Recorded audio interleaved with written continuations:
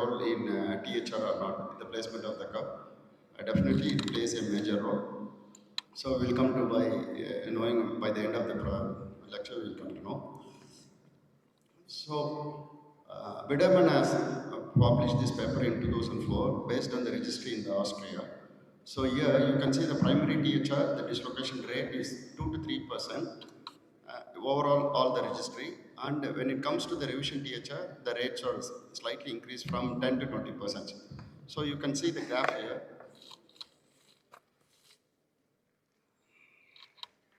So you can see the graph with the increase in the acetabular anteversion, the dislocation rates in the anterior, which quite significantly increases when you are increasing the acetabular anteversion curve more than 24 degree. At the same rate, when the version is not maintained and you are keeping it more neutral, less than 4 degree, the chances of posterior dislocation is keep on increasing. So this is the odds ratio of the relative risk, which clearly shows the data. So spinal imbalance, which plays a major role mainly because of the fixed spinal deformity, because our axial and the appendicular skeleton, the major contact is with the spino-pelvic connectivity. So there, the pelvis has to go for the same how the acetabulum as the version, the pelvis also goes for the anteversion and the retroversion when the patient from the standing to sitting posture, when the position has been changed. So here, the spinopelvic correlation plays the major role. Usually we don't come to see this correlations quite often in primary THR, but when you going for the complex THR, definitely you have to go through and evaluate the spinopelvic correlation. So this is a case, you can see here, the spine has been fused in the lumbar lordosis, and particularly when you land up in the primary THR or whatever the thing without any correlation of the spine, definitely you are going to have the imbalance in the spine, which leads to the high chances of dislocation due to impingement. Either it can impinge in the anterior or in the posterior. So why this is happening? So whenever from the standing to sitting posture, when you just go roll over, the spine has to go for the um, in the sitting posture, it will go for the retroversion that we call as the pelvic extension. This usually happens by the pelvic extension. The acetabular version also will go for the increase in the acetabular version. So this is the landmark which usually we tends to miss. So here the axis what we mentioned is called as, can I have marker?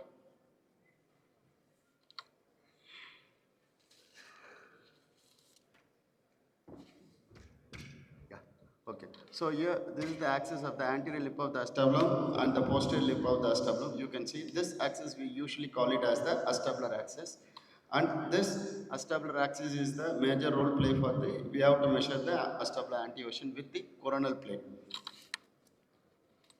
So Muller in his study, he has formulated the acetabular anteversion can be three types.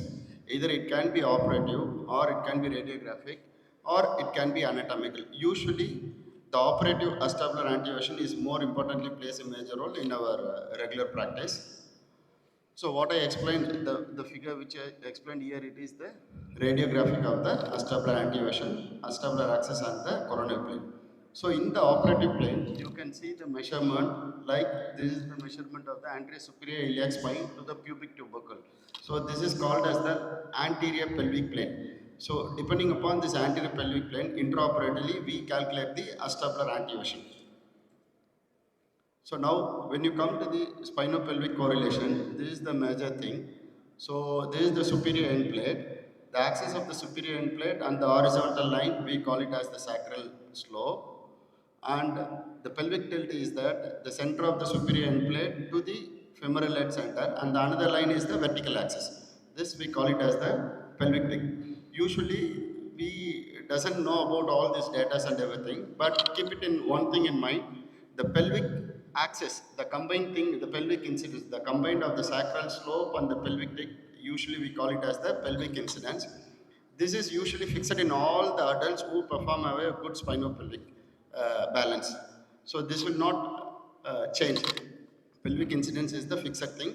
So this is the cumulative of the sacral slope and the pelvic tilt. Normally it comes around like 40 degree. The pelvic tilt usually it will be 25 and sacral will be 15.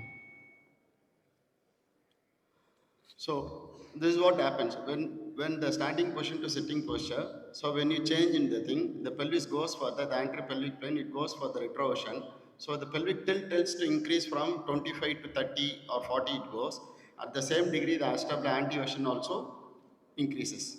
This compensatory usually has to be happen in normal pelvis, which this is going to be lost in case of spinal fusion.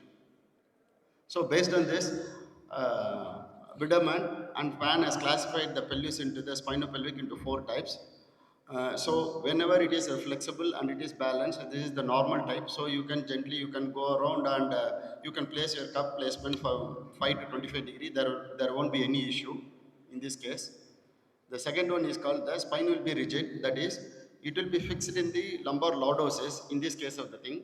But at the same time, when you go for the pelvic sitting position, this whatever the thing, this balance has been due to the rigidity, this has been lost. So there won't be increase in the pelvic tilt and there won't be increase in the acetabular anteversion. So in these kind of the cases, if you are going to keep the increased acetabular anteversion, or in the reduced thing, definitely you are going to have the impingement, and this will have the impingement in the anterior impingement. This is most commonly goes to happen in this kind of the cases. So the other type, just the pelvic will be flexible, but it will be unbalanced also. This is one of the rarest type. Usually this comes in the neuromuscular patients, so no need to worry about this type. And the last one will be the rigid and the unbalanced. This is the most complex thing. Here, the patient will be the long-standing like kyphotic deformity or the spine has been extensively fixed or anything. So in this kind of patients, patient will be walked with a stooped posture. I will show in one of my patient's picture how the patient will be walking, which will be more important, you can come to know. So in this kind of the patients, you have to definitely reduce the acetabular anteversion, make it like a neutral, like 10 to 15 degree only you have to keep it, not more than 10. So these patients are mostly tend to have the impingement and the acetabulum will go for the anterior dislocation. So we have to reduce the acetabular anteversion. So these are all the normal guidelines which has been given in case of excessive deformity cases. You just follow whatever the thing which I told. Normally the pelvic tilt will be 25 and any cases the pelvic incidence and the lumbar lordosis which is more than 10, then we call it as that spinopelvic is not balanced.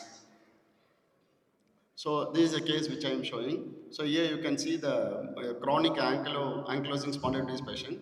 So I have a suspicion in this kind of patient. So usually in these complex cases with eye riding and dysplastic hip, I go for the lateral spine also. You can see how the spine has been kyphotic, the lordosis which has been lost, and this is how the patient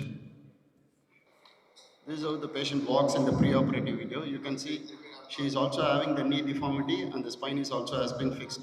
This is the kyphotic deformity this much. So you have to take it in mind these cases when you operate.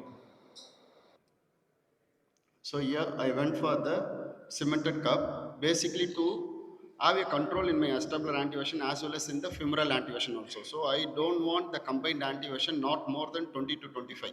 So this is what I have been planned preoperatively. So I reduced my acetabular anteversion to 10 degree and as well as the femoral I went by the neutral rotation.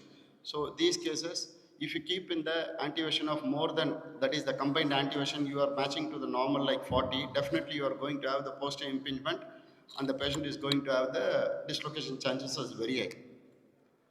So this is the intraoperative video. You can see the combined anteversion which I have maintained, and the same patient who walks in the post-operatively like almost 2 months back, you can see still she is maintaining the kyphotic deformity. This is where you have to take up into the mind. So the another literature also I have the support. So ankylosing spondylitis patient with severe kyphotic deformity, the pelvic hyperextension usually doesn't happen. So in these cases, you have to reduce the anteversion, which majorly improves the outcome of the patient.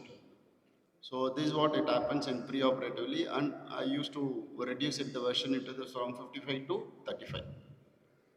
So the recommendation you take home message is that whenever the spine is flexible and also which is balanced, you can go by 5 to 25 degree of the anteversion of the acetabulum side alone, I'm telling, not the combined anteversion.